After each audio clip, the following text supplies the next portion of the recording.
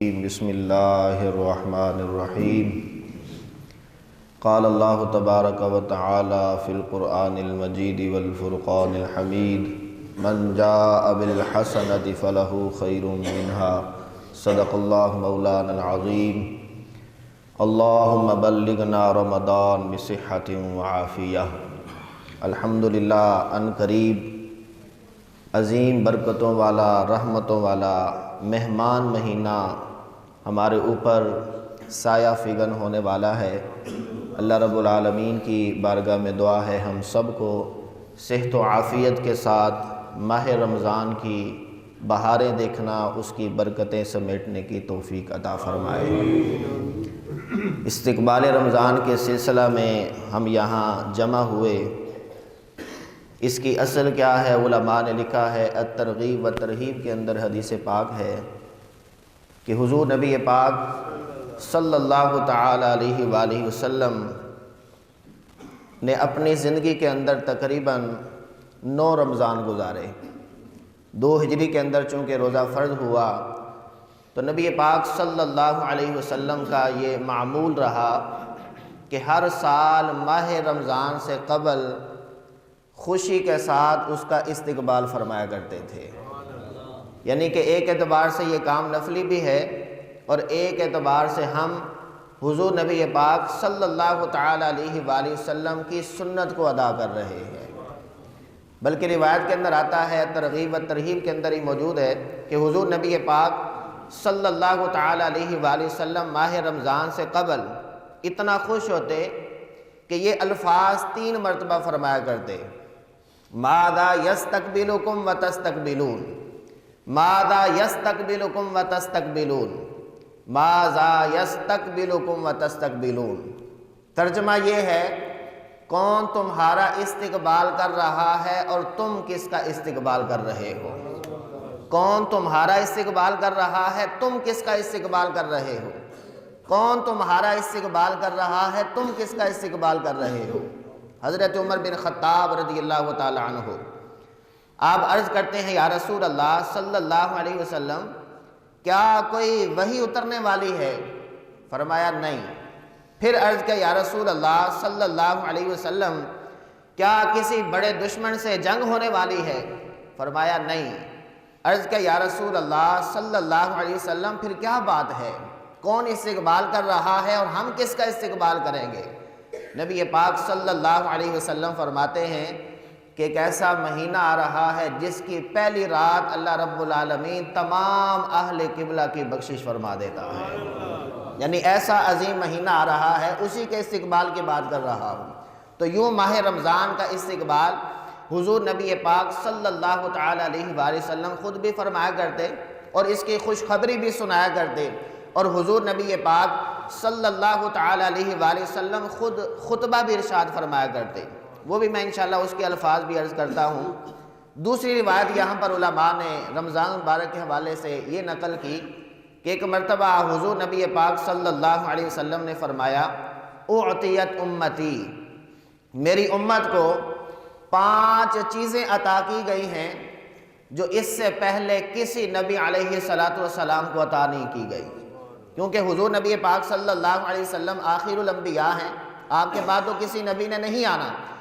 حضور علیہ السلام فرماتے مجھ سے پہلے بھی کسی نبی علیہ السلام کو وہ 5 چیزیں نہیں عطا کی گئیں، لیکن فرمایا اللہ نے وہ میری امت کو عطا فرمائی ہے۔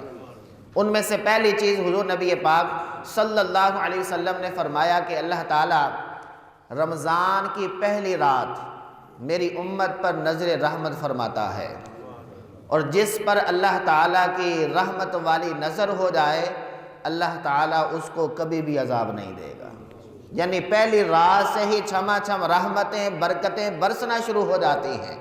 پھر حضور نبی پاک صلی اللہ علیہ وسلم نے فرمایا دوسری خصوصیت میری امت کی یہ ہے کہ جب روزہ دار روزہ رکھ لیتا ہے، وہ بھوک سے نڈال ہو جاتا ہے، پچھلا پہر ہوتا ہے، ظہر کے بعد کا وقت یا عصر کے بعد کا وقت، فرمایا کہ جب اس کے منہ سے بو نکلتی ہے اللہ کے ہاں وہ کستوری کی خوشبو سے بھی زیادہ پسندیدہ ہے۔ تیسرے نمبر پر ارشاد فرمایا کہ اللہ تعالیٰ دن اور رات ہر وقت فرشتوں کی ڈیوٹی لگا دیتا ہے کہ وہ روزے داروں کے لیے مغفرت کی دعائیں کرتے رہتے ہیں۔ چوتھے نمبر پر ارشاد فرمایا کہ اللہ تعالیٰ جنت کو حکم فرماتا ہے کہ اے جنت تو روزے داروں کے لیے مزین ہو جا، وہ مشقتیں اٹھا کر صبر کر کے ان قریب اس راحت والے گھر میں پہنچنے والے ہیں۔ پانچویں نمبر پر ارشاد فرمایا کہ ماہ رمضان میں جو آخری رات آتی ہے، اللہ تعالیٰ اس رات جتنے ماہ رمضان میں بخشے ہوتے ہیں ان کی تعداد سے بڑھا کر لاکھوں کی تعداد میں لوگوں کی بخشش فرما دیتا ہے۔ کسی نے عرض کیا یا رسول اللہ صلی اللہ علیہ وسلم کیا یہ لیلۃ القدر کی بات تو نہیں ہو رہی؟ فرمایا نہیں، یہ تو لیلۃ الجائزہ کی بات ہو رہی ہے، یہ تو رمضان کی آخری رات کی بات ہو رہی ہے کہ جب مزدور اپنا کام پورا کر لیتا ہے پھر اس کو اجرت پوری عطا کر دی جاتی ہے۔ تو یوں اللہ تعالیٰ اپنے بندوں کو بخشش کے پروانے جاری کرتا ہے۔ تو اس لیے ہمیں ماہ رمضان میں غفلت کا شکار نہیں ہونا۔ ماہ رمضان کی پہلی گھڑی سے لے کر آخری گھڑی تک اس کا ادب کریں، اس کا احترام کریں۔ اگر ہم اس کے ادب اور احترام کے اندر کامیاب ہو گئے تو یقین جانیں جنت میں جانے سے کوئی شے روک نہیں سکے گی، کیونکہ ماہ رمضان یہ امت محمدیہ پر کرم ہے، اللہ تعالیٰ کی کرم نوازی ہے، یہ بخشش کا ذریعہ بن جاتا ہے۔ اور بعض علماء نے ایک اور حدیث پاک نقل کی کہ حضور نبی پاک صلی اللہ علیہ وسلم نے فرمایا کہ اگر اللہ تعالیٰ زمین اور آسمان کو قوت گویائی عطا فرمائے، یعنی کہ زمین بھی بولے آسمان بھی بولے، اگر ان کو یہ قوت دی جائے تو ان کے الفاظ یہ ہوں گے کہ روزہ دارو خوش ہو جاؤ، اللہ رمضان کی برکت سے تمہیں جنت عطا فرمائے گا۔ اتنی زیادہ فضیلت ہے۔ میں عرض کر رہا تھا کہ حضور نبی پاک صلی اللہ علیہ وسلم شعبان کے آخری دنوں میں خطبہ ارشاد فرمایا کرتے تھے۔ اس خطبے کے چند الفاظ عرض کرتا ہوں۔ آقا کریم علیہ الصلوۃ والسلام فرماتے کہ اے لوگو، تمہارے اندر ایک برکت والا رحمت والا مہینہ تشریف لا رہا ہے۔ حضور نبی پاک صلی اللہ علیہ وسلم فرماتے اس مہینے کے اندر اگر ایک فرض ادا کرو گے اللہ 70 فرائض کا ثواب عطا فرمائے گا، نفل ادا کرو گے تو اللہ تعالیٰ فرض کے برابر اجر عطا فرمائے گا۔ حضور نبی پاک صلی اللہ علیہ وسلم فرماتے ہیں کہ اس مہینے میں ایک ایسی رات بھی آتی ہے کہ وہ ایک رات 1000 مہینوں سے بھی بہتر ہوتی ہے۔ اللہ تعالیٰ اس میں بھی لاکھوں کی تعداد میں لوگوں کی بخشش فرما دیتا ہے۔ پھر حضور نبی پاک صلی اللہ علیہ وسلم فرماتے کہ یہ صبر کا مہینہ ہے اور صبر کی جزا جنت ہے۔ پھر حضور نبی پاک صلی اللہ علیہ وسلم اسی خطبے میں فرماتے کہ یہ غمخواری اور ہمدردی کا مہینہ ہے، اس کے اندر ہم غریبوں کا بھلا کریں، ان کے ساتھ حسن سلوک کے ساتھ پیش آئیں۔ پھر آقا کریم علیہ الصلوۃ والسلام فرماتے ماہ رمضان میں اگر کوئی شخص کسی دوسرے شخص کا روزہ افطار کروائے، اللہ تعالیٰ روزہ افطار کرنے والے کو بھی ویسا ثواب عطا فرمائے گا جیسا روزہ رکھنے والے کو عطا فرمایا، اور ساتھ میں فرماتے کہ اللہ تعالیٰ اس کے سابقہ سارے گناہوں کو بھی معاف فرما دیتا ہے۔ کسی نے عرض کیا یا رسول اللہ صلی اللہ علیہ وسلم ہم میں سے ہر ایک یہ طاقت نہیں رکھتا کہ کسی کو پیٹ بھر کے کھانا کھلا سکے۔ حضور نبی پاک صلی اللہ علیہ وسلم نے فرمایا یہ جو فضیلت میں نے سنائی ہے یہ تو ہر اس شخص کے لیے ہے جو کسی کو ایک کھجور کے ساتھ یا آدھی کھجور کے ساتھ یا پانی کا ایک گھونٹ یا دودھ کے ایک گھونٹ کے ساتھ افطار کروا دے، اس کو یہ فضیلت مل جائے گی کہ اللہ اس کے سابقہ سارے گناہوں کو معاف فرما دے گا۔ اور فرمایا کہ اگر تم پیٹ بھر کے کھانا کھلاؤ گے تو اللہ تعالیٰ بروز قیامت تمہیں حوض کوثر کے جام عطا فرمائے گا، اور پھر حوض کوثر کے جام جب مل جائیں گے اس کے بعد بندے کو جنت میں داخل کر دیا جائے گا۔ پھر حضور نبی پاک صلی اللہ علیہ وسلم فرماتے اس کا پہلا عشرہ رحمت ہے، رحمت ہی رحمت برس رہی ہوتی ہے۔ آپ نے دیکھا ہوگا کہ ماحول ہی بدل جاتا ہے، ماہ رمضان ہے پر نور معطر ہو جاتا ہے، ہر طرف سے نور کی فضائیں معطر انسانوں پر برس رہی ہوتی ہیں، لیکن یہ محسوس کرنے والے محسوس کرتے ہیں۔ دوسرا عشرہ مغفرت کا عشرہ ہے، تیسرا عشرہ جہنم سے آزادی کا عشرہ ہے۔ یہ تو ہو گئے سارے فضائل۔ ہم آج نیت کرتے ہیں کہ ان فضائل کو حاصل کرنے کے لیے ہم اپنی کمر کو عبادت کے لیے بستہ کر لیں گے، کیونکہ حضور نبی پاک صلی اللہ تعالیٰ علیہ وآلہ وسلم اپنی کمر کو باندھ لیا کرتے تھے عبادت کے حوالے سے۔ اور حضرت عائشہ صدیقہ رضی اللہ تعالیٰ عنہا فرماتی ہیں نبی پاک صلی اللہ علیہ وسلم کا مبارک چہرہ زرد ہو جاتا تھا، خوف خدا اتنا طاری ہو جاتا تھا ماہ رمضان جیسے ہی آتا کہ حضور نبی پاک صلی اللہ علیہ وسلم اللہ تعالیٰ کی بارگاہ میں یوں بھی عرض کیا کرتے تھے کہ پتہ نہیں میں رمضان کا حق ادا کر سکوں گا یا نہیں کر سکوں گا۔ یہ امام الانبیاء صلی اللہ تعالیٰ علیہ وآلہ وسلم کی بات عرض کر رہا ہوں، تو ہمیں بھی لرز جانا چاہیے، کانپ جانا چاہیے کہ کہیں ایسا نہ ہو ہمارے جسم سے، ہمارے اعضاء سے گناہ سرزد ہو جائے۔ یاد رکھیے گا جیسے ماہ رمضان کے فضائل زیادہ ہیں، اگر بندہ ماہ رمضان میں گناہ کرے گا تو اس کی سزا بھی بڑی سخت ہے۔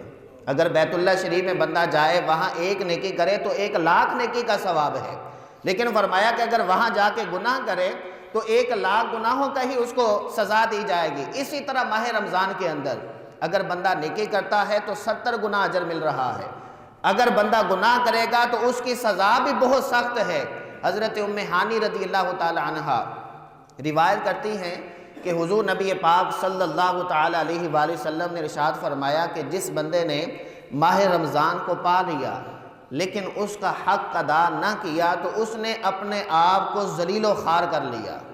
حضرت ام ہانی رضی اللہ تعالی عنہ حضور نبی پاک صلی اللہ تعالی علیہ وآلہ وسلم کی بارگاہ میں عرض کرتی ہیں، یا رسول اللہ صلی اللہ علیہ وسلم ماہ رمضان کا حق کیا ہے، اور اگر کوئی اس کے حق کو ادا نہیں کرتا تو ذلیل و خوار ہونے سے مراد کیا ہے؟ حضور نبی پاک صلی اللہ علیہ وسلم نے فرمایا ماہ رمضان کا حق یہ ہے کہ بندہ حلال کو حلال سمجھے اور حرام کو حرام سمجھے، حلال کے مطابق اپنی زندگی گزارے، حلال کو اپنائے اور حرام ہر قسم کے حرام کام کو چھوڑ دے۔ عرض کہ یا رسول اللہ صلی اللہ علیہ وسلم ذلیل و خوار ہونا کیا مراد ہے؟ حضور نبی پاک صلی اللہ علیہ وسلم نے فرمایا کہ جو بندہ ماہ رمضان میں گناہ کی طرف گیا اور حرام کے اندر مبتلا ہو گیا، پھر مثال بھی ارشاد فرمائے کہ جو بندہ ماہ رمضان میں زنا کا ارتکاب کر لے یا شراب کا کوئی گھونٹ پی لے، فرمایا کہ اللہ تعالیٰ اور اس کے جتنے بھی فرشتے ہیں سب کی لعنت اس بندے پر برسی رہتی ہے جس نے اس طرح کے گناہوں کا ارتکاب کیا۔ پھر فرمایا کہ جس نے ماہ رمضان میں ان گناہوں کا ارتکاب کیا، اگر اس شخص کا اگلے رمضان سے پہلے انتقال ہو گیا تو فرمایا کہ اس کے دامن میں کوئی ایسی نیکی نہیں ہوگی جو اس کو جہنم میں جانے سے روک دے، وہ پکا جہنمی ہے جو ماہ رمضان میں گناہ کرتا ہے۔ حضور نبی پاک صلی اللہ تعالی علیہ وآلہ وسلم کے یہ وعید سنانے کا بتانے کا مقصد یہ تھا کہ میری امت ماہ رمضان میں گناہوں سے بچے۔ وہ ایک شخص تھا، وہ سارا سال گناہ کرتا تھا، لیکن جب ماہ رمضان آتا تو پابندی سے 5 نمازیں بھی باجماعت ادا کرتا، روزے بھی رکھتا، پچھلی ساری نمازیں بھی قضا کر لیتا۔ لوگ اسے کہتے بس تو رمضان میں نظر آتا ہے۔ وہ کہا کرتا کہ میں رمضان کا بڑا احترام کرتا ہوں، میں توبہ بھی کر لیتا ہوں، مجھے اللہ تعالیٰ توفیق دیتا ہے، میں اس کی بارگاہ میں جھک جاتا ہوں۔ ایک وقت آیا اس کا انتقال ہو گیا، بعد میں کسی نے خواب کے اندر دیکھ کر پوچھا ما فعل اللہ بکا، اللہ تعالیٰ نے تیرے ساتھ کیا معاملہ فرمایا؟ تو اس نے کہا اللہ نے ماہ رمضان کی برکت سے، اس کے احترام سے میری بخشش کر دی ہے۔